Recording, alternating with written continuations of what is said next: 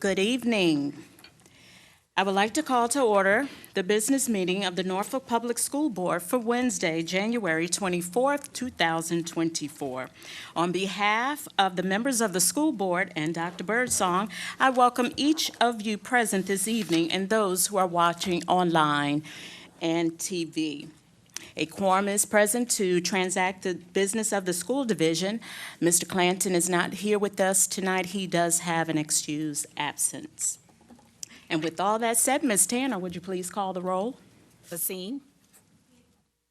Gabriel. Present. Jordan. Here. Martin. Present. Stone. Here. And Buffalo. Here. We'll move on to 3.03, Pledge of Allegiance. Mr. Satter?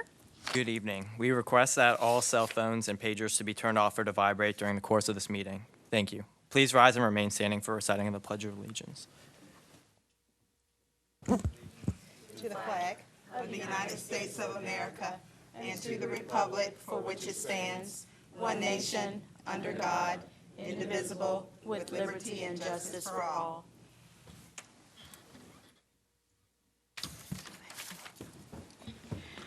Okay, we'll move on to 3.04, Adoption of the School Board Business Agenda. May I have a motion to approve the agenda?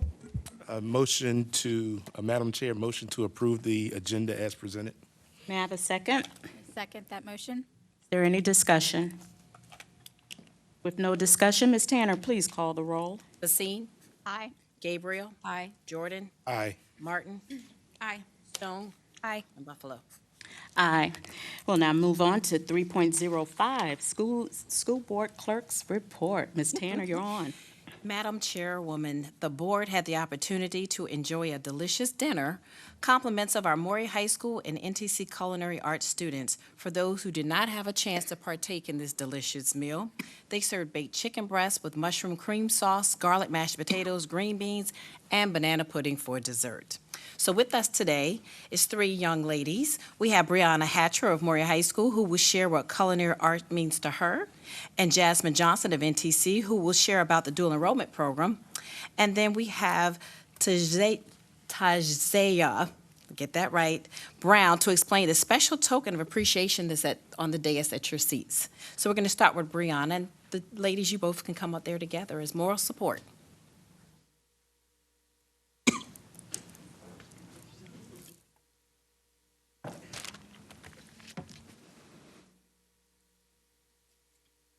You may begin. Good evening. My name is Brianna Hatcher. I'm a junior at Maury High School and also a third-year culinary student. Next year, I plan on attending the Norfolk Technical Center to be a part of the dual enrollment culinary class. After graduating, my career goal is to go to culinary school to become a chef with emphasis on baking and pastries. I wanted to take a moment to share my thoughts on what culinary arts means to me. For me, culinary arts transcends the simple act of preparing and cooking food.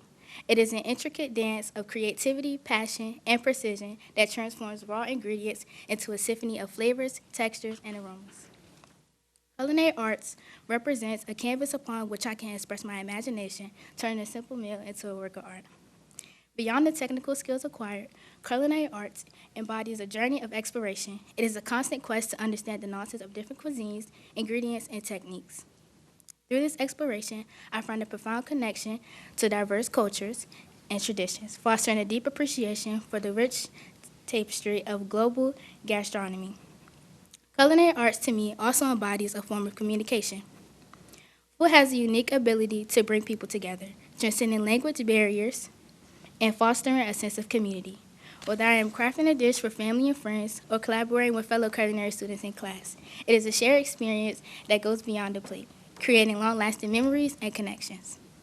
In essence, culinary arts is a personal and transformative journey that represents a blend of science and art, discipline and passion, which continually inspire me to push my boundaries and strive for excellence. As I navigate this culinary adventure, I am not just honing my skills in the kitchen, but also cultivating a profound appreciation for the cultural and social significance that food holds. Thank you for allowing me to share a glimpse into what culinary means to me. I am excited to continue this journey and see where it leads me in the future. Awesome. Next, we have Jasmine. Jasmine Johnson. Good evening. My name is Jasmine Johnson, and I'm in year 3 at Norfolk Technical Center, and I also go to Lake Taylor High School. Today, I'll be talking about the dual enrollment program at NTC. It's a level 3 class, also a college course at TCC. During the dual enrollment program, I've learned many new skills, and I've learned how to create many new recipes. New skills from chicken fabrication to new recipes as chicken marsala. I've enjoyed the program a lot. It really taught me a lot of things that can help me in the future, because in the future I want to go to culinary school and become a pastry chef. And the skills that I learned at TCC and NTC, it helps me to prepare for the future. Awesome. Tajzea has a special presentation that's at your desk. Go ahead. Hello, my name is Tajia Brown, and today I'll be presenting the token of appreciation that will be presented to the CTE students.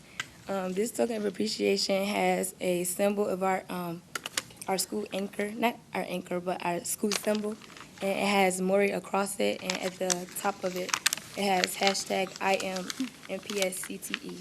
Thank you. Good job. Thank you, ladies. Did you have a chance to open up your gifts? Okay, give them a quick second to open your gifts. Good gift wrapping. My pearls. I had to mess up my pearls a little bit. They're really nice job. Nice. And with us also today is Allison Copeland with Maury High School. Stand up, Miss Copeland. And Thank you.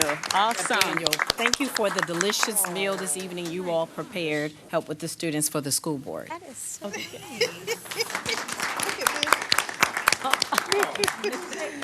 She got a bonus one. Uh-oh, pretty girls. I have one on the way. Pretty girls wear pearls. Yes. Thank you. Thank you very much. Thank you. Very thoughtful. And so next, after you put your gifts away, I would like to ask the board members to come stand in front of the dais. Ms. Buffalo, Dr. Gabriel, and the remaining board members line up to get ready to receive our Maury High School football team. Something you want to say? Oh, and Dr. Birdsong, of course. Well, we'll put you first, Dr. Birdsong, and then we'll move on down. You're always a given. Look, you have to. So you first, Okay. then Miss Buffalo, and then Dr. Gabriel, right. then we'll spread out.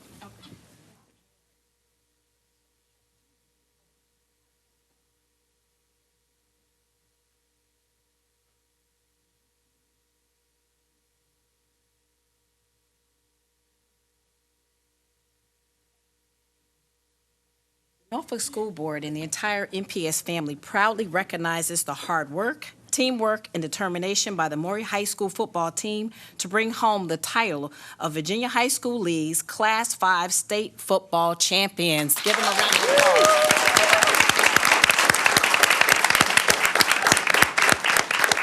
With us today is Steve Miller, who's in charge of athletics, and then also I'd like to invite Coach Dury McCain to come to the dais and talk about that championship season before we start recognizing the students. And did you have some nice things you want to show?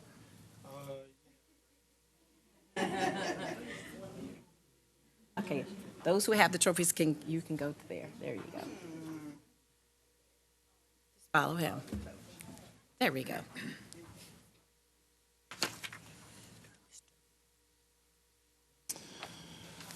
All right, so thank you. These two guys that I have behind me are guys who came into the program as freshmen. I can move this up, right? Yes. Yeah. I'm sorry. On the side. I should be good like this. I'm good right here. Thank y'all.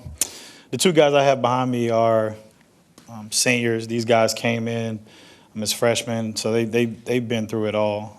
Guys that didn't come in sophomore or junior, they came through the whole thing. And as we know, these guys came into COVID. That's something I talked about all year during our journey.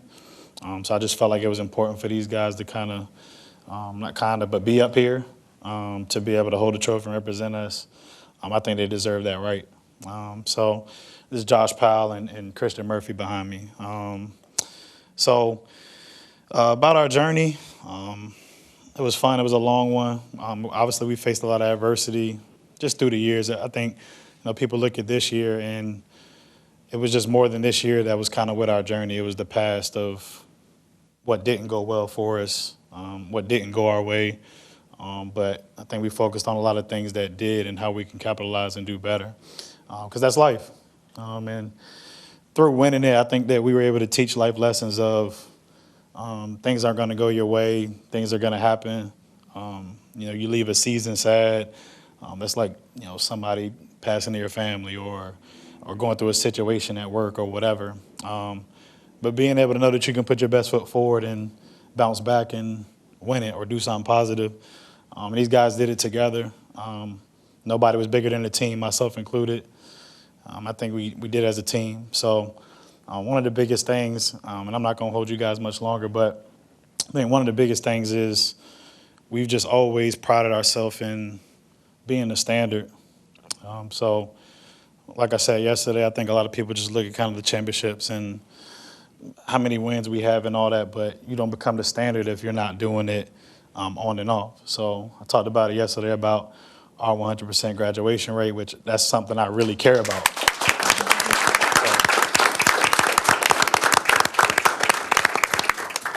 The almost 60 honor grads that we have, and obviously this class will bring us forward.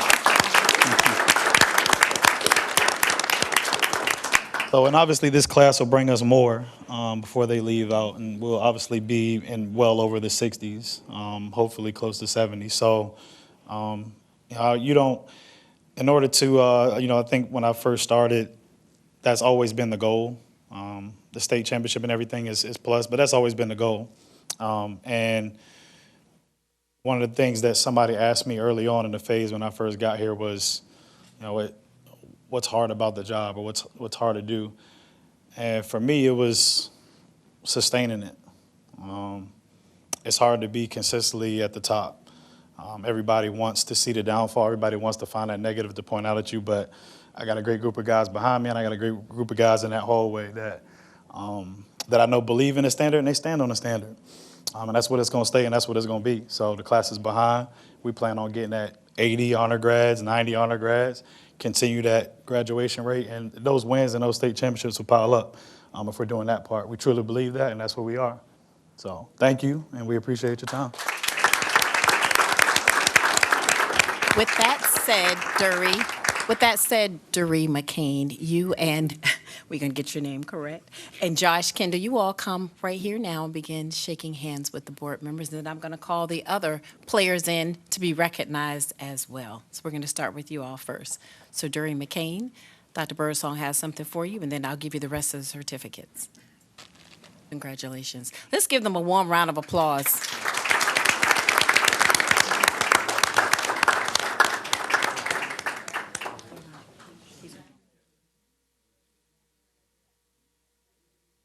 Okay, now we're going to start recognizing the rest of the students here. You Jaden, right? Kendall. Okay, we have Kendall Daniels. Come on in, Kendall. Jaden Ratcliffe. Autori Newkirk. Levante Bond. Melvin Lowe. Isaiah Simmons. Trey Taylor. Tyler Privet Barnes. Andrew McClung. Bless Mack, Darius Bowman, Shamir Flynn, Christian Murphy, Cameron Bennett, Frank Fields. Okay. Kevin Mills? Kevin Mills, Ryan Blank, Warren Davis, Meredith Moore. Okay. Is that everybody? Well, give them a round of applause.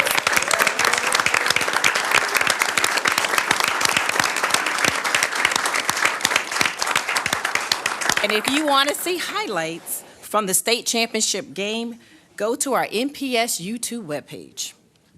Thank you all, and that's it for our recognitions for tonight. Thank you.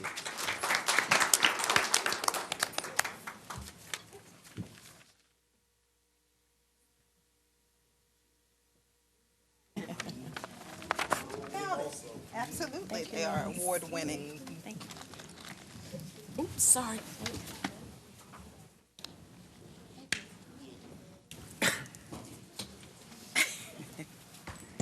All right, we'll move on to 3.06, Superintendent's Report. Dr. Birdsong. Good evening, Chair Buffalo, Vice Chair Gabriel, members of the board, staff, community.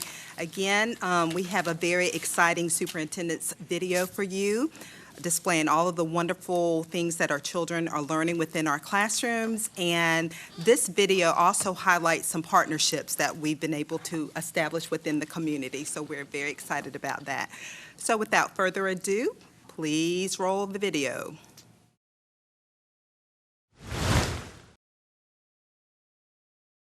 Norfolk Technical Center is partnering with the Aviation Institute of Maintenance to offer students the chance to learn about the aviation industry.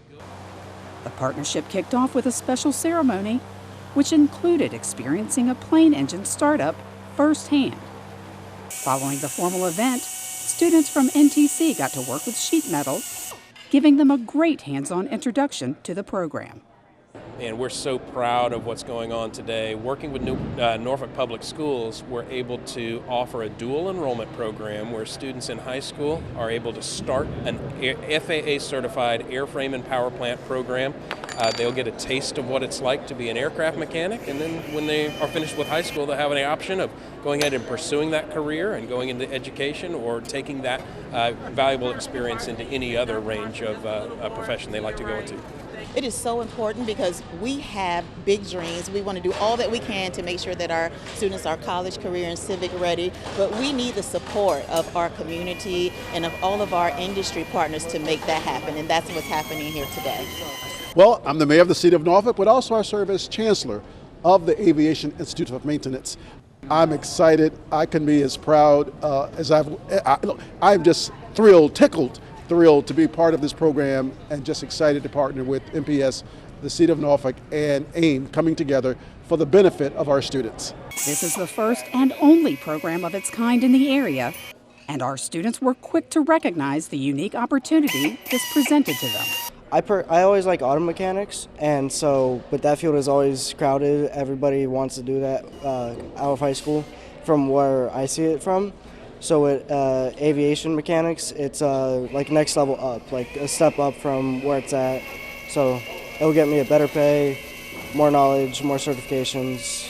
Right now we're making planes out of sheet metal. I think it's pretty cool. I've never used tools before, so it's a good experience. Being a girl, anyway, being a black female, it's tough to come across these opportunities. So I really felt the need to take advantage of it. What a week it was for Maury's Josh Powell. He and his teammates won the Class 5 state championship, and a few days before that, he was named Atlantic Orthopedic Student Athlete of the Month. I've been putting the work in, ever since I've been a freshman. I've always been the type to put the work in. My work ethic is show for itself, so I appreciate the award.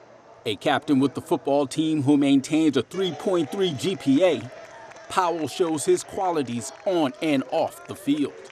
Obviously here at Maury we have a lot of high-quality student athletes, but I think he embodies everything that we want in a student athlete. He's somebody who does well in the classroom, does well in the field, and is a good captain and leader to his peers on and off the field. So I think that's what we wanted to get him out there for. Middle school Winter 1 season is over. Let's take a look at some images.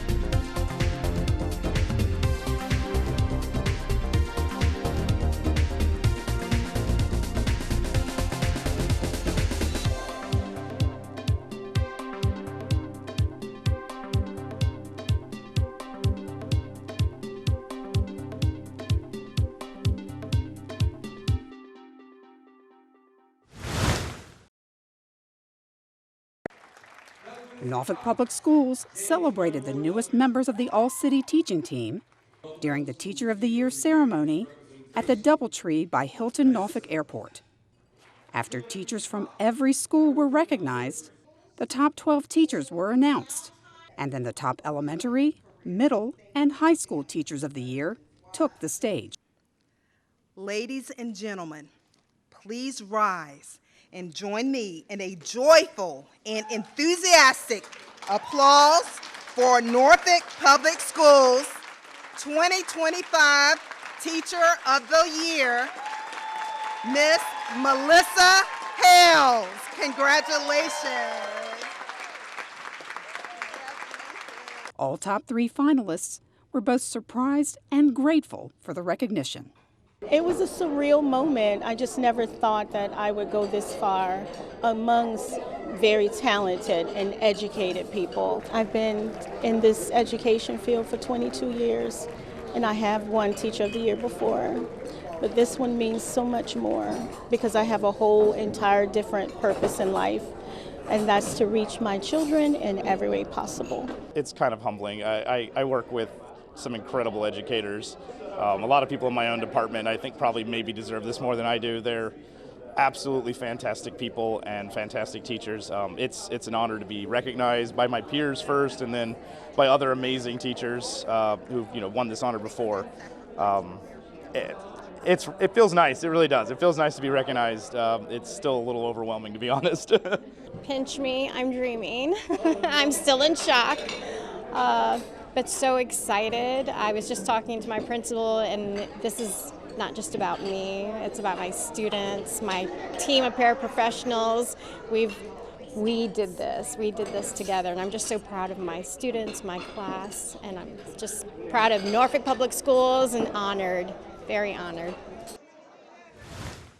The second round of the Rockstar Awards were handed out in December. Once again, our teachers were recognized for their perfect attendance or if students reached 95% participation on the STAR assessment test. I am absolutely surprised, but I have to give all my students, well, some of them are on a field trip, but I have to give them some of the credit because they're definitely the ones who put in the work. I'm really still shocked. I'm really shocked that I won this award. There are so many great teachers in this building and so many dedicated teachers. I am just blown away because I was not expecting any of this today. The hard work and dedication of these teachers and students are not being overlooked. And that's part of what makes these award winners proud. I am very pleased and very happy that Norfolk Public Schools recognized this. And I would say after being recognized, I feel like I will be working even harder and more motivated to show better results in future.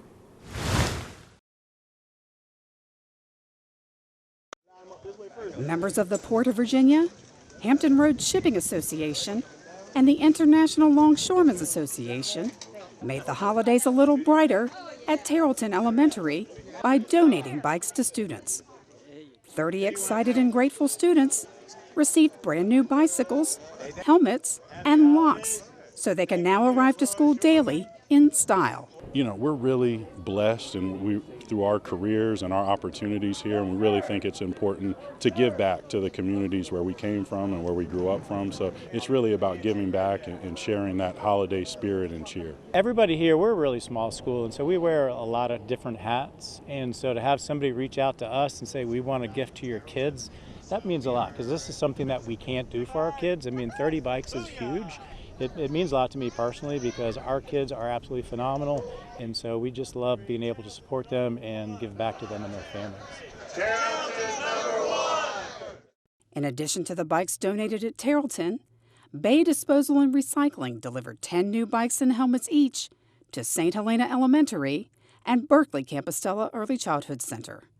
These gifts, which were coordinated by former NPS principal Sarah Peoples-Perry, help these young students become first-time bicycle owners. For more stories and information about what's happening in Norfolk Public Schools, visit the NPS homepage and click on the YouTube link.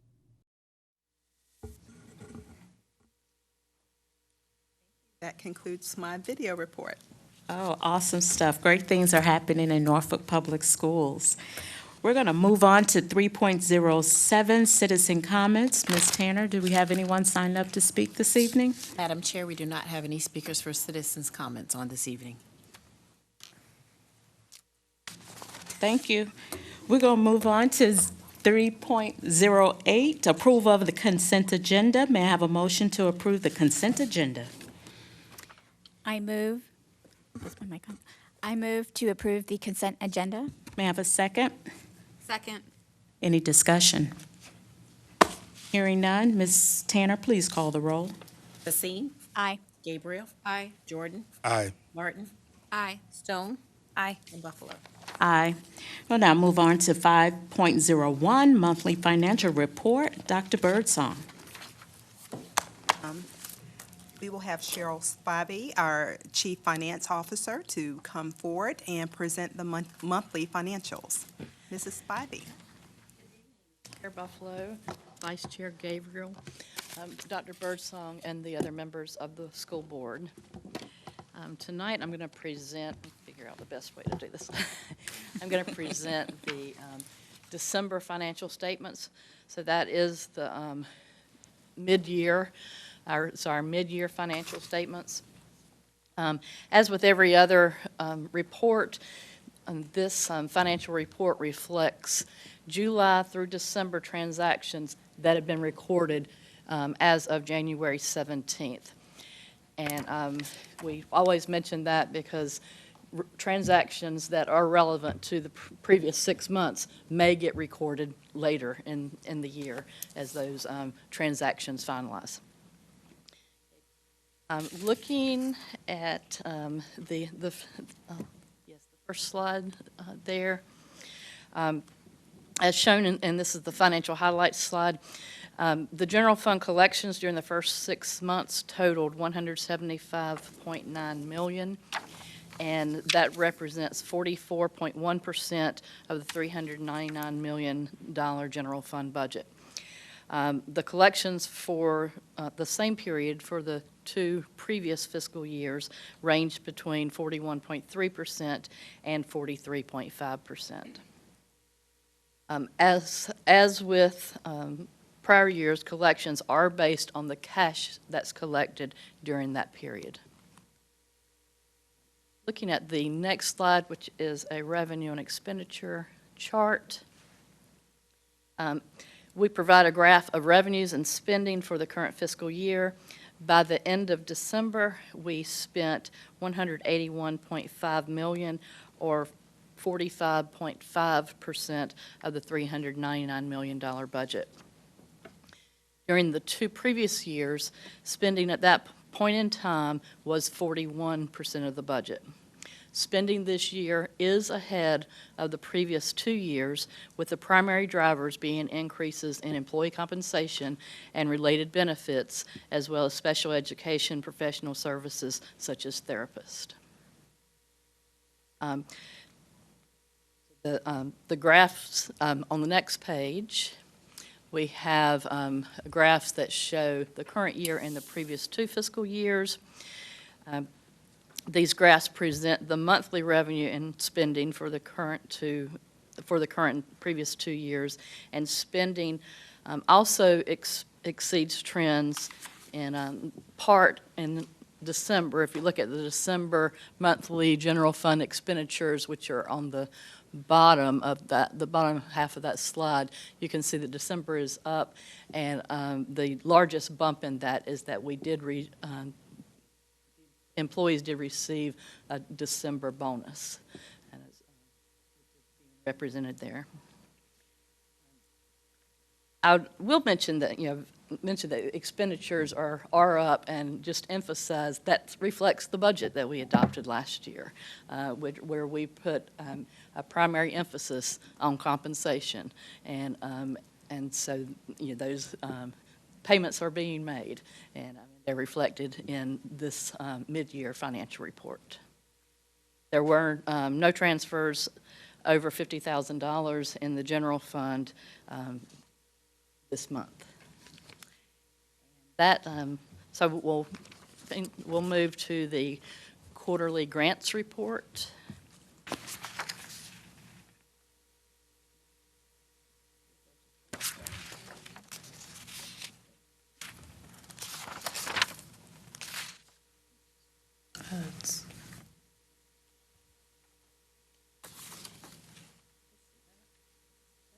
Oh, okay, donations, I'm sorry. I was skipping over. For donations, these are the donations received from October 1 through December 31. We received 155,460 donations from over 40 40 donors. And most of these gifts were for the purchase of instructional and athletic supplies for schools, as well as, especially during the holidays, students in need. So, if you take a look at the various donations we received, so we were fortunate this quarter. Very good. Then we'll take a look at the grants report.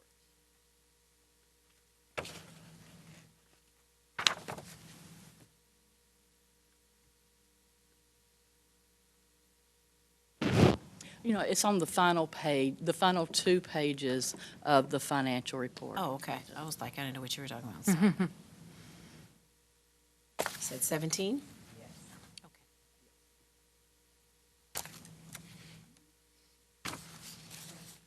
So this is on page 17 and 18. As of December 31st, we had $237 million of grants in progress and have spent or issued contracts for 54% of the total amount awarded, which leaves 46% not awarded. And those totals do appear on the second page, page 18. But going back to the first page, which is page 17, about half of our total grants are ARPA grants, which is the American Rescue Plan funds, also known as ARPA or ESSER 3, that were approved by Congress in March of 2021. Most of these funds we have available through September of next fiscal year, so on December 30th of 2024.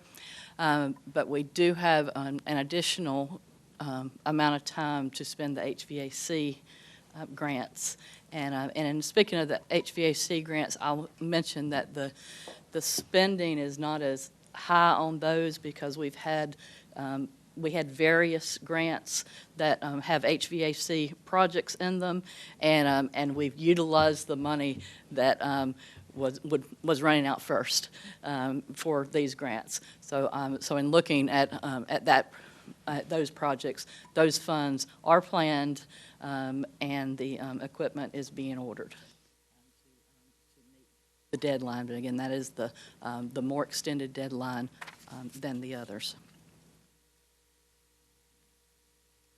And we continue to spend these funds in accordance with the plans that we had approved by the Virginia Department of Education. In conclusion, that's all I have prepared remarks. Chairman Buffalo, if you have any questions or if any other member of the board has questions. Okay, thank you, Ms. Spivey. I'll open the dais for questions.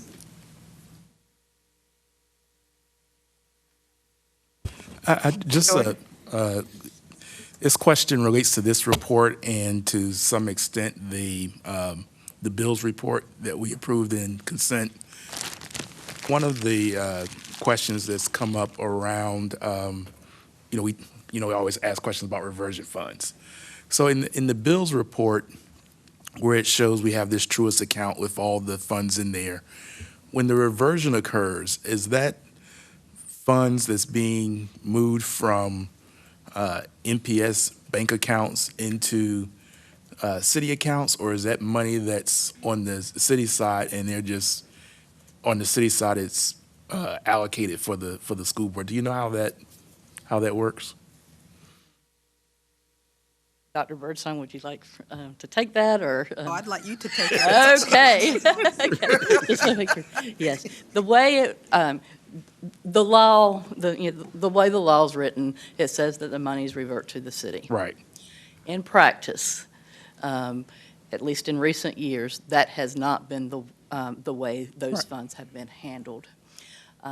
We were advised by council around this time last year that that's the way it needed to happen, and so this year, as soon as the calculations were prepared by the accountants, and actually before all of us had seen those calculations, the money was moved out of the schools' accounts into the city's accounts. And so they are now holding those reversion funds. Yeah, the part I was trying to get clarity on, so when we have bank accounts, so when the city does the reversion, are they pulling from our bank account into the city's bank accounts, whatever accounts they have, or is it? Yes, that's what I was trying to communicate. Okay. Maybe not so well.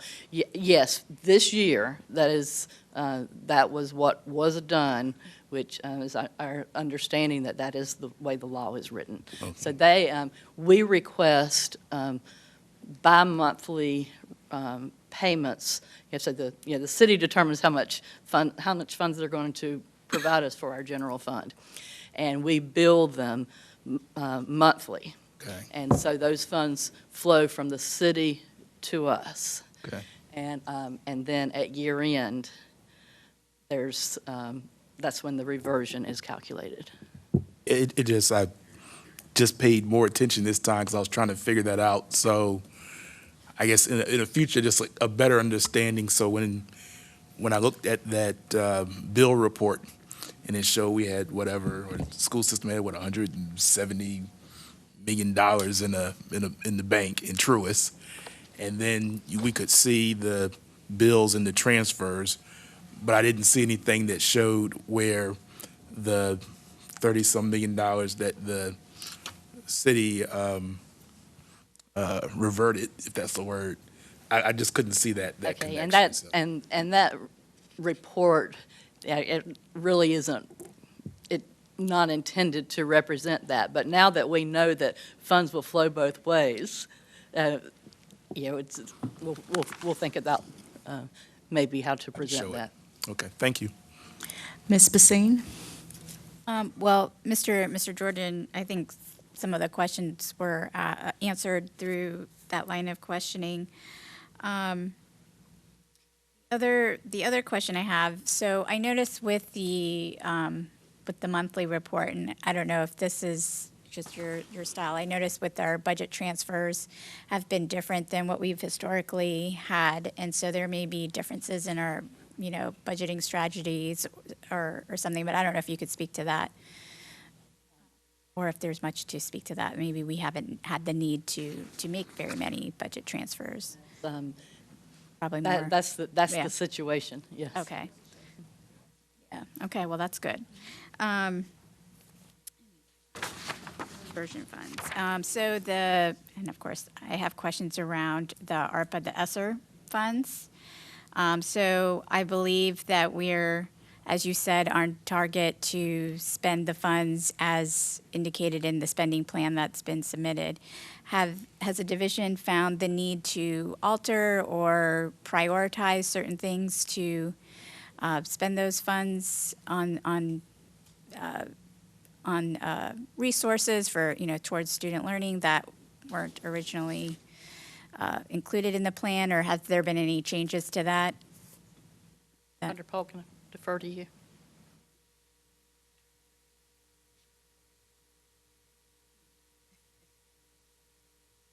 Bottom. You want to stand up, Dr. Paul? Okay, Might be a come little to the podium.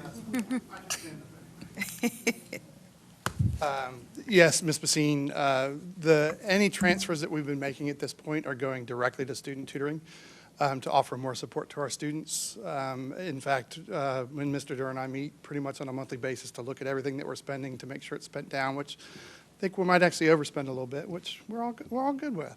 But it's all going to student tutoring. Every single extra penny we have, I will call the other chiefs and say, hey, you have 25 grand sitting here that hadn't been spent for 6 months. I'm taking it, and I'm putting it right in the tutoring line. So any move we make is directly to impact student tutoring and to add more time and more tutors to our budget.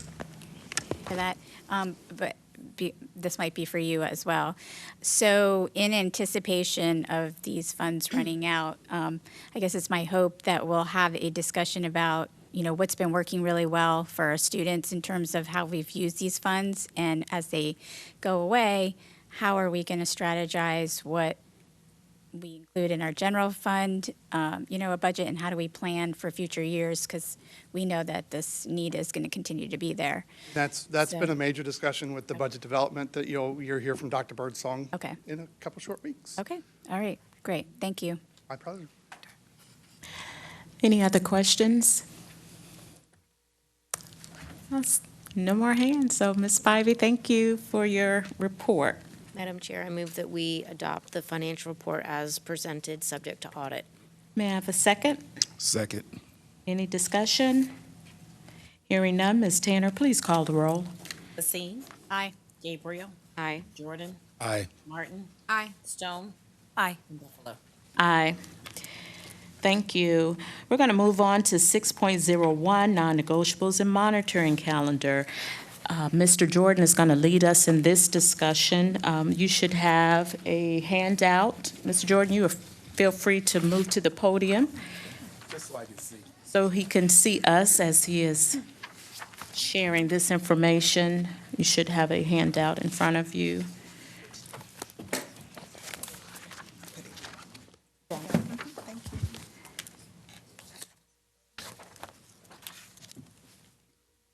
The third one. Oh, last one, Fort Nome. Okay, thanks.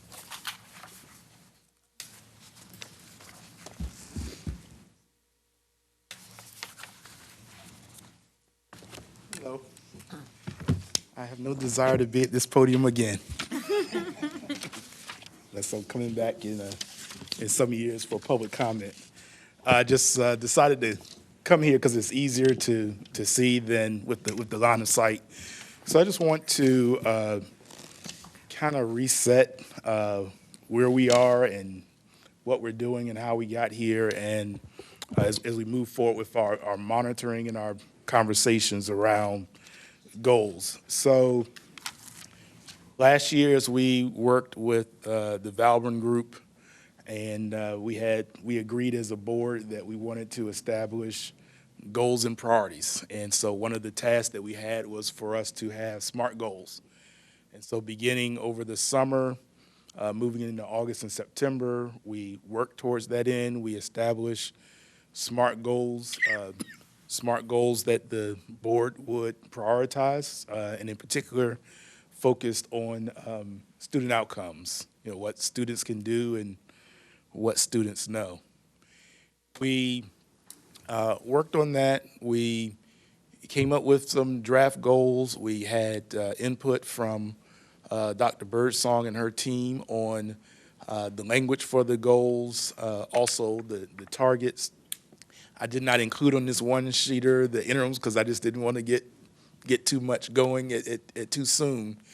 But I really just wanted to kind of make sure that we started with these are the 5 student outcome goals that the board adopted. We voted on and adopted. They are intended to provide us with focus. When Coach McCain was here and he talked about goals, and he talked about the goal to win the championship, he talked about interim goals around the percentages of his players who were going to be honor graduates. He talked about how it's 60 and 70 and 80. That's what we're doing. We are trying to be focused towards, as he said, setting the standard and having a championship for all of our students. That's, in a nutshell, what we're doing here. So you can see the 5 goals that we established. I just wanted to pause there. That's what we voted on. That's what the superintendent has. That's what the public has. That's what we have. These are the board's SMART, student outcome focused goals. So any questions on that? Everybody understand that?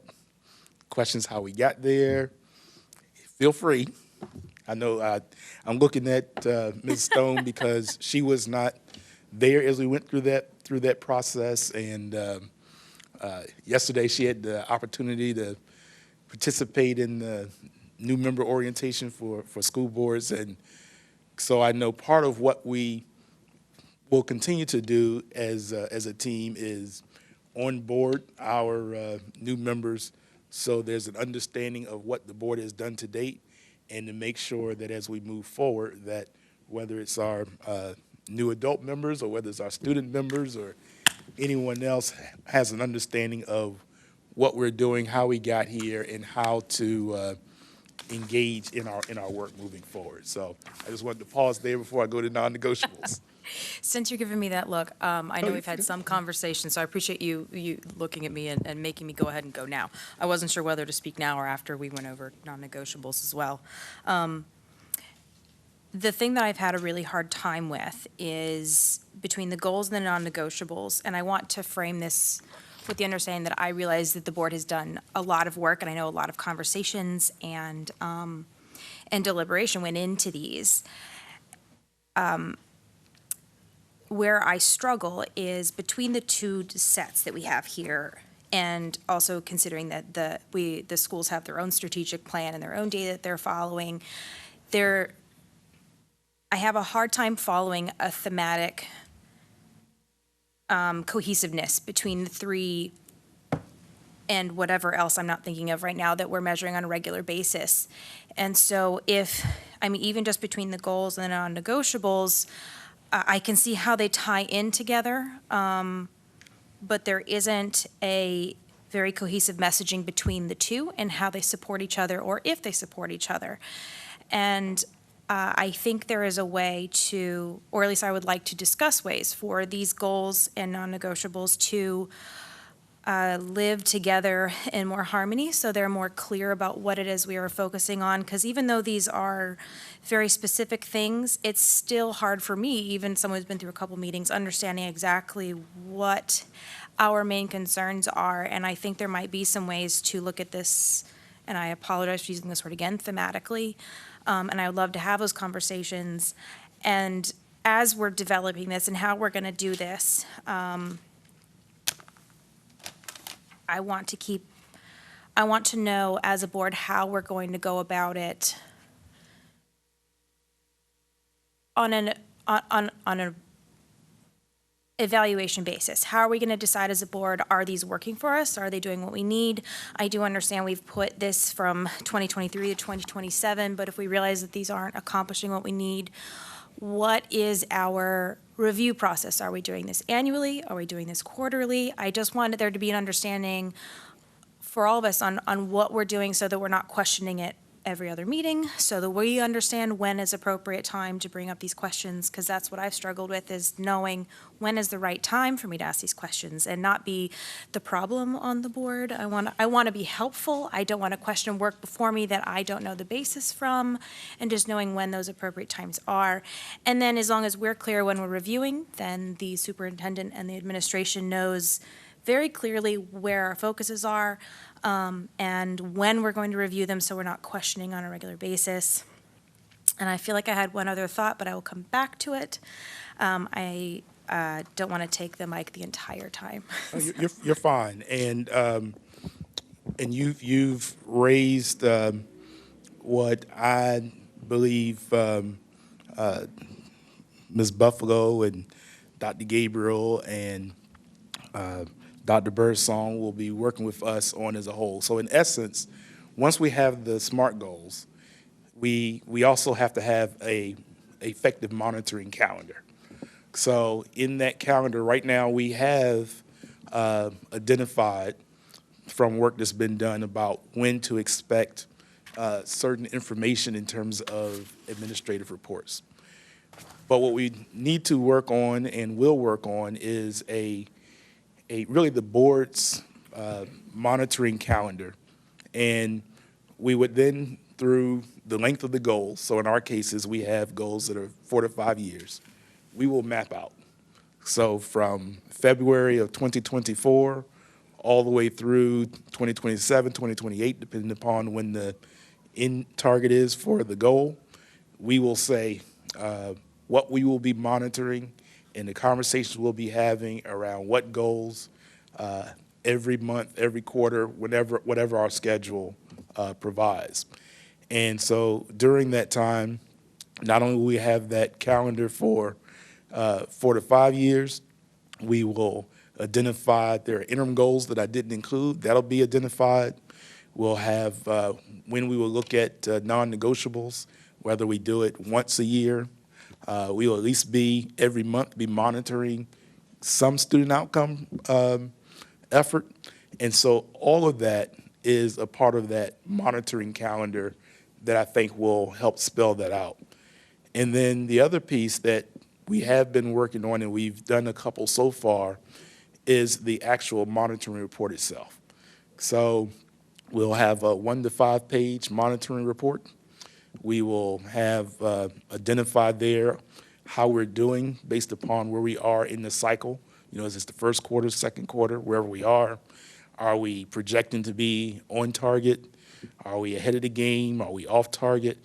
And so it's really a conversation between the board and the superintendent, and it allows the superintendent to share with the board where we are, and at the same time for the board to hear strategies that the superintendent is putting forward to move us forward. Now there's more involved in that, and I'll share a whole document around that. But part of our behavior change, as the last couple of meetings I've said about how much data we ask for and what we get it and all of that, we have to be disciplined. So we're going to be listening to the report. We will be asking technical and strategic questions about the report. We won't necessarily be offering advice, telling the superintendent how to implement. That's on her and her team. But our goal, as we represent the community and as we've set these goals, is to be able to see, just like Coach McCain said, how the players are doing on the field. And so we're not out there calling the plays. We're not out there calling audibles. We're not telling them who to start at quarterback. We're not doing that. And so when you look at the non-negotiables, part of what's the intent behind the non-negotiable is, as a board, we're saying after listening to the community and listening to others, we've set some values. And so what we're saying to the superintendent with the non-negotiable is this is what we believe our community values. And so in her pursuit in achieving the goals that we've established, we're saying these are the values that we want honored. So we have a non-negotiable around curriculum. We have a non-negotiable about staffing of underperforming or underperforming schools. We have a non-negotiable around perpetuating systemic racism. We have a non-negotiable around community voice and engagement. And we have a non-negotiable around safe and caring and welcoming environments. And so if the superintendent is implementing a strategy or a program or initiative that is honoring those things, then that's what, we'll be fine. But it's really intended to not put handcuffs on the superintendent so that she has to come back to us constantly and say, is it okay to do this? Is it okay to do that? We're saying, do what you have to do as long as it's legal, as long as it's ethical, and as long as it honors the values that we've established based upon what we've heard from the community. And then there are also interim non-negotiables that Dr. Birdsong has given to us that we still need to finish working through, where she's telling us how she intends to honor those values. And so we'll be able to have a conversation, discussion around whether or not we understand how, to make sure that there is clear communication between what we're saying we value and the superintendent's interpretation of it and making sure that's aligned. So as we move forward and have these, have the calendar, do more of the practicing, looking at the reports, understand the difference between, tactical and strategic questioning, and, it's something we'll have to do. And we'll do together as a board. But the intent is for us to have focus and for us to literally be able to monitor based upon the goals that we've established, whether or not our students are on track for the championship and or not. And if adjustments need to be made, then we are providing the administration the opportunity to come and tell us, I need more coaches, I need more equipment, I need more whatever it is that may be the case. So we're very early in that process, and so I would say on the one hand, be patient, but also please ask your questions, because we want to be patient, but patient with a sense of urgency, because this is about our students and what they're knowing and what they're doing. So I touched on those non-negotiables. Any questions, concerns, comments, thoughts about that? Dr. Birdsong, anything at this point in time? I do have a point of clarification, Okay. if I may.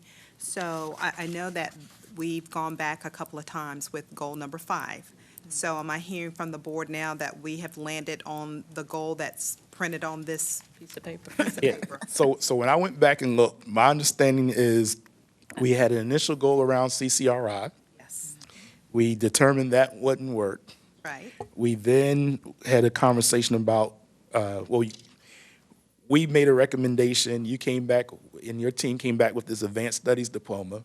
We then started to have another conversation about that, and that the board agreed to just let it be as is. And that was what I thought we adopted. But your understanding is different? That was not the administration's understanding. Okay. What did you think number 5, the fifth That it goal was still up in the air, that you had not decided. Okay. When we left that meeting, we felt like there were continued questions and concerns, and perhaps you were thinking of a different goal altogether, because we still heard that this particular goal would not provide you with the information that you needed in a particular area.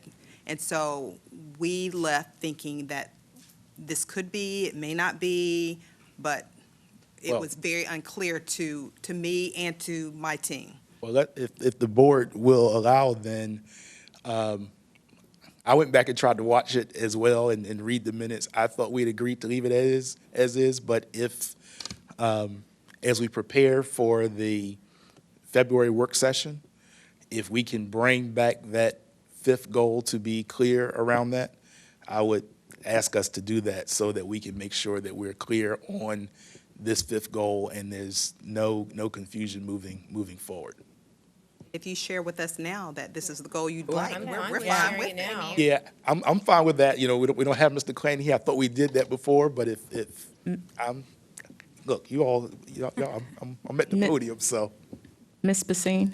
Well, I was just going to say, I think what some of us were saying up here is that, I do understand why there was confusion, because I know we were talking about, is this really capturing, we were talking about CTE and, how do we, is this missing that component? But at the end of that discussion, I believe what I felt we left with was that we didn't want to keep changing things, and at this point in the year, so that we had just said we're gonna use this metric, for goal 5, and at some point, our goal is not to keep changing our goals, but at a time, or as expressed by our data or what have you, that says, we might need to prioritize something or change something, we might have to modify at some point. But at the end of that meeting, we said we didn't want to, at this point in the year, change what we had already said. So, I left with thinking, and we can reaffirm that today, I don't think we need to go back and wait till February 7th, but, I'd like to just share my personal affirmation that I would say we keep that as is for now, at least. And so So I with open that, up. with that said, do I see a agreement from, you have a Just make question? one comment. One comment, Ms. Stone. It will be short, I promise. No problem.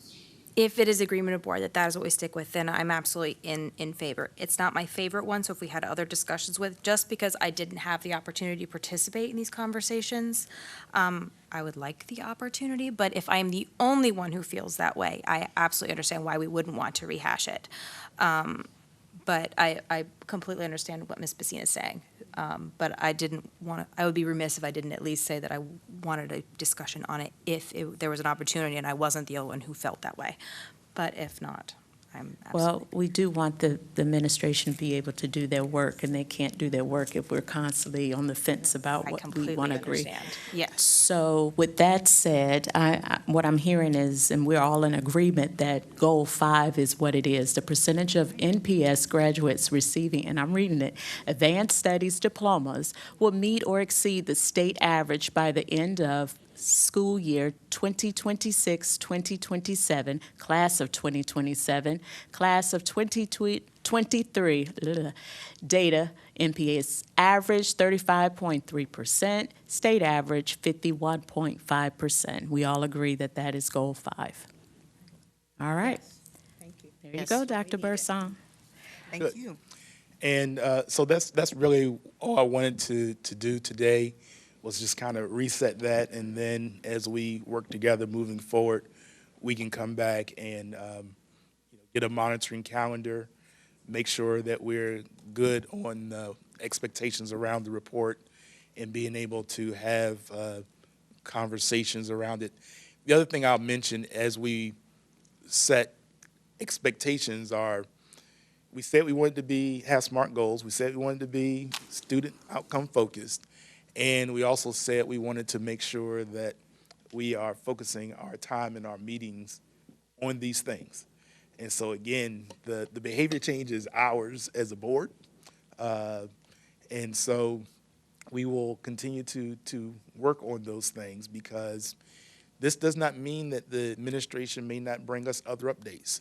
We do have the strategic plan. We'll show that, actually Dr. Pohl has done a very good job of showing the crosswalk and the alignment.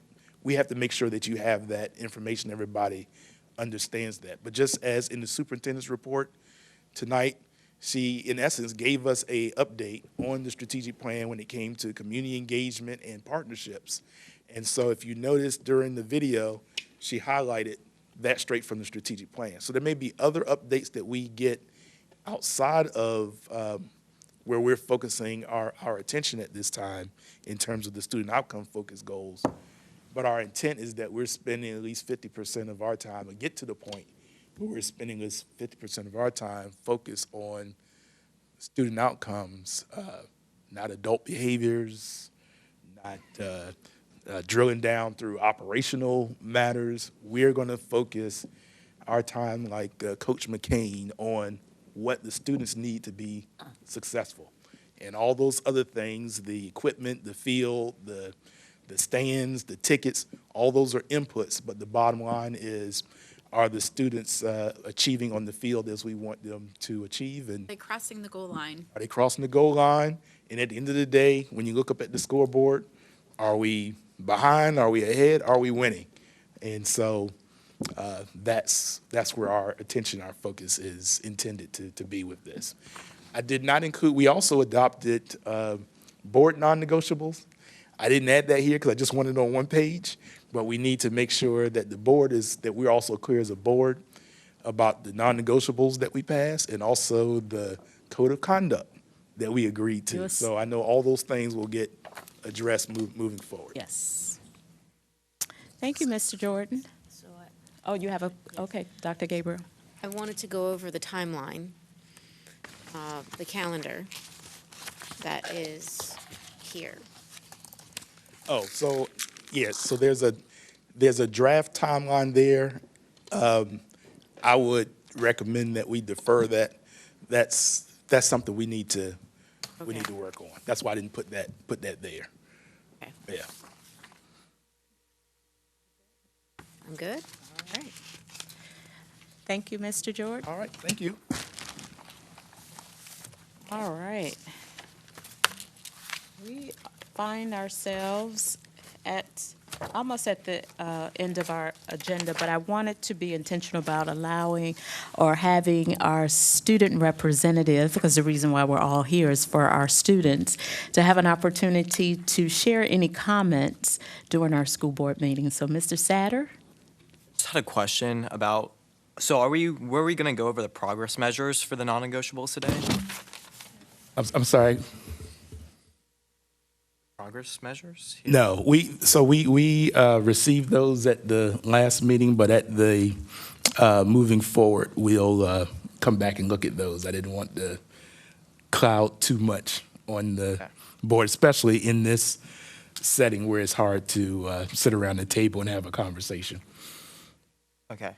Okay. But was it something if there's anything you want to offer, you can email us, you can share it with us. If it's some thoughts you want to add now, please feel free. No, I have nothing further to add then. Okay. Thank you. No more comments, Ms. Satter? Okay, all right. Well, we find ourselves at the end of our agenda, and I think we had good discussion, good meeting. As we move forward, board members, we have a lot to get done and a lot of planning, Dr. Gabriel, and agenda planning, and so you'll see many things coming through down the pipeline. Our next meeting is on February 7th, work session. Dr. Birdsong would present her proposed FY 24-25 budget, so looking forward to that. And I don't have anything else. Does anyone have anything else for the? Nope. Okay. Well, with that said, have a good night. Drive safely. This meeting is adjourned.